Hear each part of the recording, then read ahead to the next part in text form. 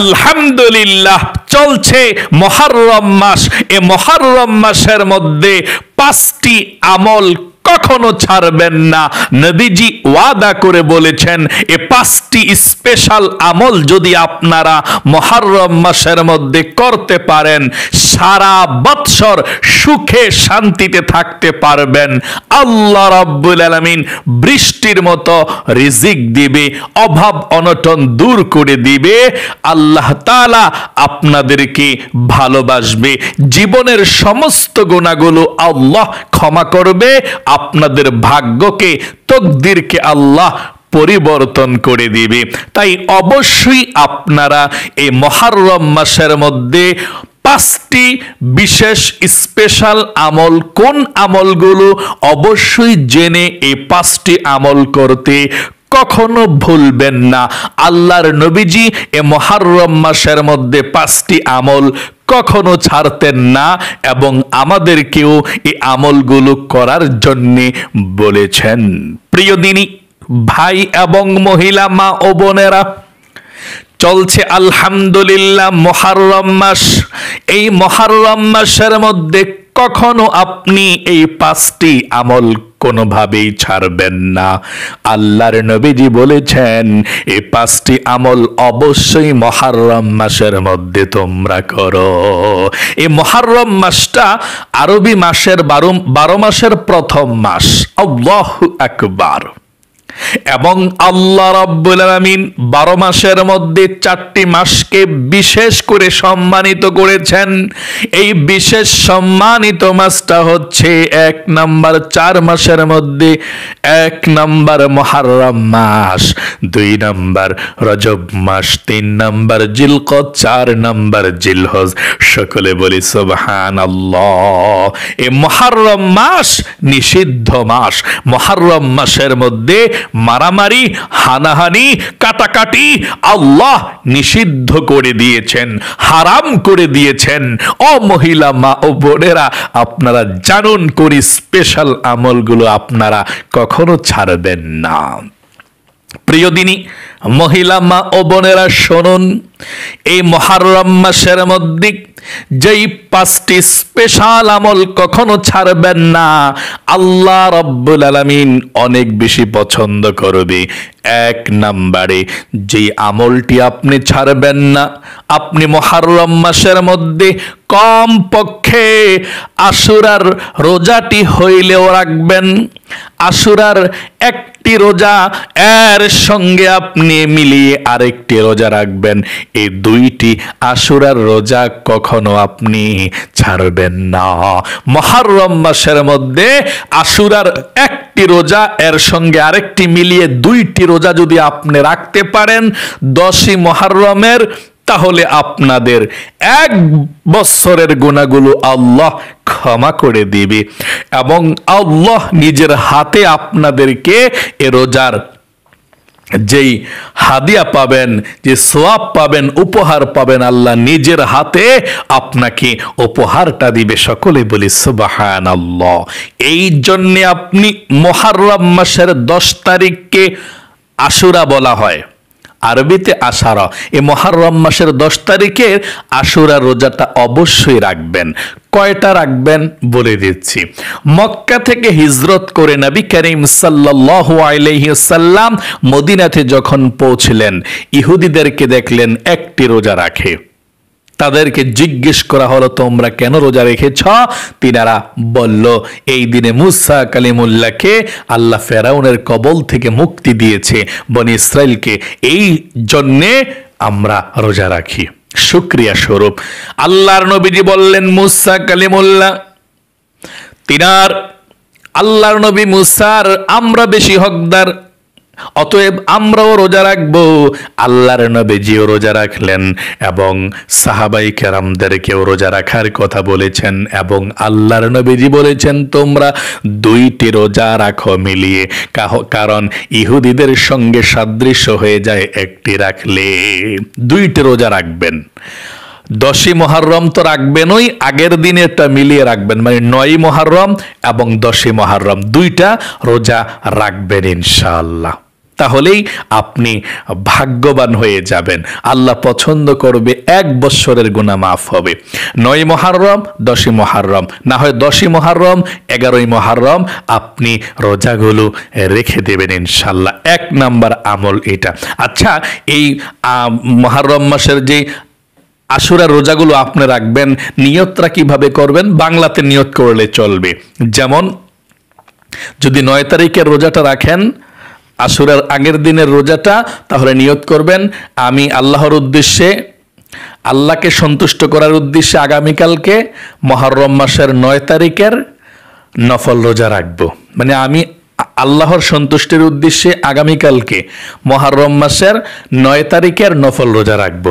আর আশুরার দিন 10 মুহররমের দিন নিয়ত করবেন এভাবে, আমি আল্লাহর সন্তুষ্টির উদ্দেশ্যে আগামীকালকে আশুরার নফল রোজা রাখবো। হয়ে গেল আপনার নিয়তরা।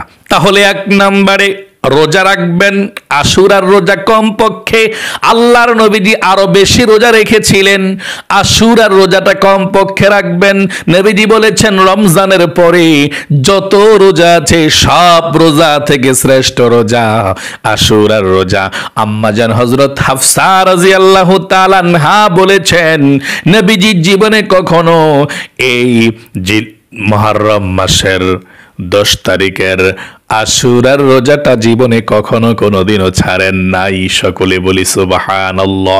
আরো কয়েকটি রোজা তিনি ছাড়েন নাই, যেমন 2 নম্বরে জিলহজ মাসের প্রথম 9 দিনের রোজাও তিনি ছাড়েন নাই, হাদিসের মধ্যে এসেছে। 3 নম্বরে প্রতি মাসের আইয়ামে বীজের রোজাও তিনি রেখেছেন, কখনো ছাড়েন নাই। এর মধ্যে 1 নাম্বার আশুরার রোজা জীবনে কখনো কোনো বছরই ছাড়েন নাই। তাহলে প্রিয় দিনী মহিলা মা ও বোনেরা, আপনারাও ভাই বোনেরা সকলেই মুহররম মাসের 10 তারিখের আশুরার রোজাটা রাখবেন। 9 মুহররম, 10 মুহররম 2টা রোজা রাখবেন। আর যদি পারেন, সপ্তাহে তো নবীজি 2টা রোজা রাখতো মুহররম মাসের মধ্যেও, বৃহস্পতিবার এবং সোমবার যদি পারেন রাখবেন।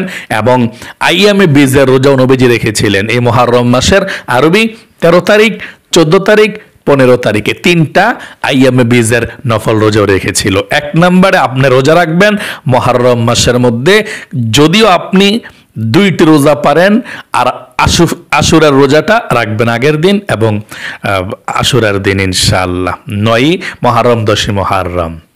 2 নম্বরে শুনুন কোন আমলটি করবেন এই মুহররম মাসের মধ্যে।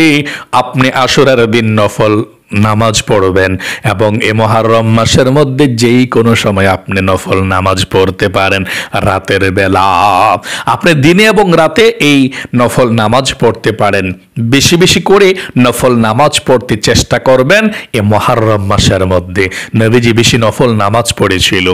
নিয়তটা আপনি কিভাবে করবেন? মনে করেন যে রাত্রে 2 রাকাত মুহররম মাসের নামাজ পড়বেন। নিয়ত করবেন এভাবে, আমি কিবলামুখী হয়ে 2 রাকাত মুহররম মাসের নফল নামাজ আদায় করছি, আল্লাহু আকবার, এভাবে। আর আশুরার দিন নফল নামাজ যে পড়বেন, আপনি নিয়ত করবেন আমি কিবলামুখী হয়ে 2 রাকাত আশুরার নফল নামাজ আদায় করছি, আল্লাহু আকবার, এভাবে। তাহলে 1 নম্বরে রোজা রাখবেন, যদি পারেন সবগুলো, না পারলে কমপক্ষে আশুরার রোজা 2টা রোজা রাখবেন ইনশাআল্লাহ। 2 নম্বরে আপনি নামাজ পড়বেন, নফল নামাজ যদি পারেন প্রতিদিন পড়তে পারেন 2 রাকাত করে ওভার নামাজ। নিয়ত করবেন কিভাবে? আমি কিবলামুখী হয়ে 2 রাকাত মুহররম মাসের নফল নামাজ আদায় করছি, আল্লাহু আকবার, এভাবে আপনি নামাজ পড়বেন ইনশাআল্লাহ। তারপরে যেমন আওয়াবের নামাজ, ইশরাকের নামাজ, তাহাজ্জুদের নামাজ, এই নফল নামাজগুলো আপনি পড়বেন ইনশাআল্লাহ। তাহলে আল্লাহ প্রচুর আপনাকে ভালোবাসবে তাহাজ্জুদের নামাজও পড়লে। 3 নম্বরে আপনাদেরকে বলবো এই মুহররম মাসের মধ্যে আপনারা একটি জিকির বেশি বেশি করে করবেন। প্রথমে এই জিকিরটা করবেন, লা ইলাহা ইল্লাল্লাহ, টান দিয়ে দিয়ে আপনি জিকিরটা করবেন। টান দিয়ে দিয়ে লা ইলাহা ইল্লাল্লাহ, লা ইলাহা ইল্লাল্লাহ, লা ইলাহা ইল্লাল্লাহ বেশি বেশি করে করবেন।